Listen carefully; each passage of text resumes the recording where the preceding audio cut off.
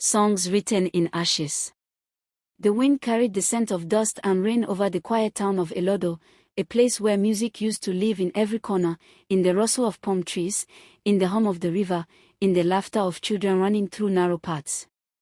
But lately, Elodo had fallen silent. No one sang anymore. They said the songs had burned away the night the old music house caught fire.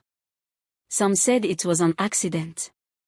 Others whispered it was a curse, that the town had forgotten gratitude, and the fire came to remind them of what truly mattered. But 12-year-old Tenny didn't believe in curses. She believed in stories. Every morning, she walked past the ruins of the music house, her little feet leaving prints in the soft grey ash. She would crouch down, trace circles on the blackened ground, and whisper, "If songs can burn, then maybe they can rise again." Her grandmother, Mama Ronk, always shook her head. "Child, ashes are for remembering, not for singing." But Tenny was different. She carried rhythm in her steps and melody in her heart. When others swept away the ashes, she gathered them in tiny clay bowls and kept them by her bedside.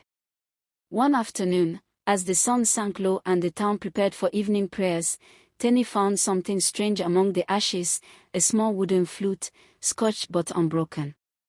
She wiped it clean and brought it to her lips. The first sound that came out was rough, like wind whistling through cracked walls. But then, something magical happened. A soft tune began to flow, pure and trembling, like a bird testing its wings after a storm. People stopped to listen. Mama Ronk came out of her hut, her eyes wide. The market women froze mid-sail. Even the goats stood still, as if the music had reached them too. The sound grew stronger, dancing through the air like sunlight through smoke. That night, Tenny sat under the old baobab tree, playing for anyone who would listen. Children gathered around her, clapping their hands and singing the words she made up on the spot. "From ashes we sing, from ashes we rise. Our voices are sparks that light up the skies."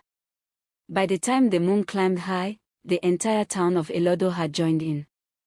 The silence that once wrapped their hearts was gone, replaced by laughter, drums, and harmony. The fire had taken their music once, but through Tenny, it returned stronger than ever. The next morning, Mama Ronk smiled for the first time in years. "Child," she said softly, "you've shown us that ashes don't mean the end, they mean a new beginning."